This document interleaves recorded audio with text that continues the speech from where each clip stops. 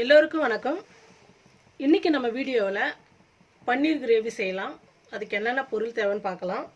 பன்னீர் வந்து 200 கிராம் வாங்கிட்டு வந்தேன். முந்திரி ஒரு 10 முந்திரி, முழு முந்திரியை ஒரு 10 எடுத்து வச்சுருக்கிறேன்.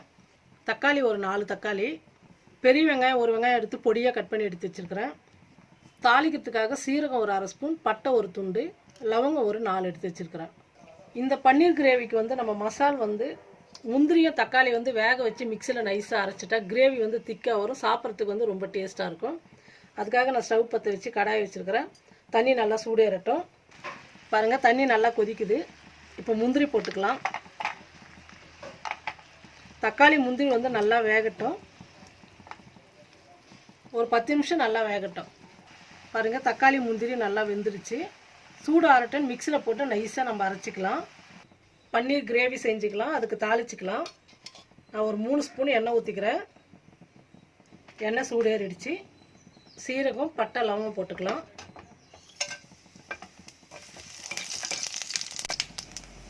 எல்லாம் நல்லா பொரிஞ்சிடுச்சு. கட் பண்ணி வச்சுக்கிற வெங்காயம் போட்டுக்கலாம். வெங்காயம் வந்து நல்லா வதங்கணும். ஒரு 2 நிமிஷம் நல்லா வதங்கட்டும். பாருங்கள், வெங்காயம் வந்து நல்லா வதங்கிடுச்சு. இந்த மாதிரி நல்லா கலராக வதங்கணும். அப்போ தான் வந்து இந்த கிரேவிக்கு வந்து சூப்பராக இருக்கும். மிளகாத்தூள் 1 ஸ்பூன், மல்லித்தூள் 1 ஸ்பூன், கரம் மசாலா அரை ஸ்பூன். கொஞ்ச நேரம் நல்லா வதங்கட்டும். இப்போ நல்லா எல்லாமே வதங்கிடுச்சு மசாலெல்லாம். நம்ம தக்காளி முந்திரி வேக வச்சு அதே தண்ணி ஊற்றிக்கலாம்.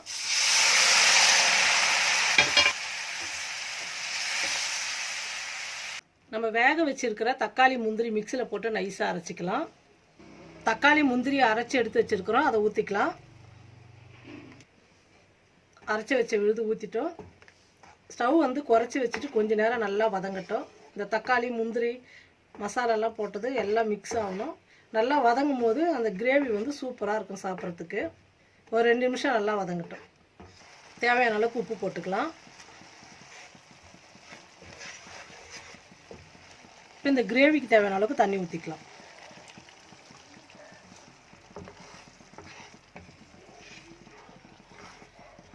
பாருங்கள், எல்லாம் போட்டாச்சு. ஒரு 5 நிமிஷம் நல்லா கொதிக்கட்டும்.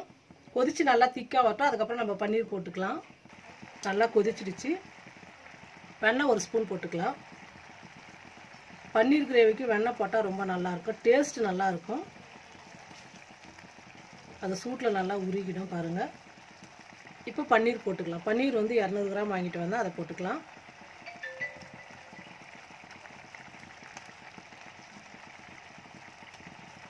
இது வந்து சப்பாத்திக்கு வந்து ரொம்ப நல்லாயிருக்கும், பூரிக்கு நல்லாயிருக்கும். பன்னீர் வந்து ரெடிமேடாக வாங்குறத விட நம்ம வீட்லேயே செஞ்சால் ரொம்ப நல்லாயிருக்கும். என்னால் செய்ய முடியல, அதனால் நான் வந்து கடையில் வாங்கிட்டு வந்துட்டேன்.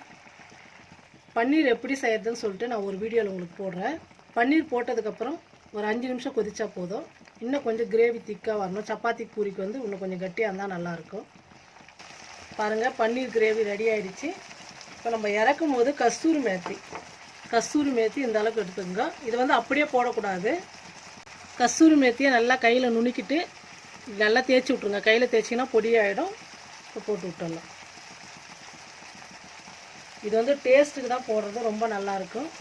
இல்லை உங்களுக்கு காஞ்சது இது வந்து கஸ்தூரி மேத்தின்றது வந்து வேறு எதுவுமே இல்லை, கொத்தமல்லி தான் காய வச்சு தான் கஸ்தூரி மேத்தி. இது நீங்கள் வந்து அப்படியே வந்து ஃப்ரெஷ்ஷாக போட்டாலும் போடலாம்.